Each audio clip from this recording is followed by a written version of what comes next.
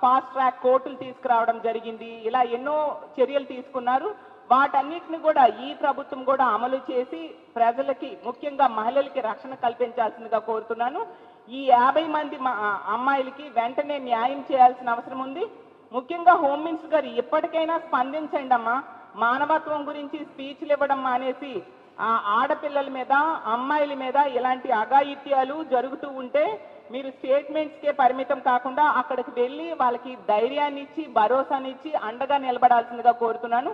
ఎప్పటికైనా ఇలాంటి పనులు చేసే వాళ్ళకి ఈ ప్రభుత్వం కఠినంగా శిక్షించాలి. ముఖ్యంగా పవన్ కళ్యాణ్ గారు తన సొంత జిల్లాలో ఎలాంటి సంఘటన జరిగినా తాట తీయకుండా కామ్గా కూర్చోవడం ఎంతవరకు సమంజసం, ఖచ్చితంగా కఠిన చర్యలు తీసుకోవాల్సిందిగా ప్రభుత్వాన్ని డిమాండ్ చేస్తూ సెలవు తీసుకుంటున్నాను.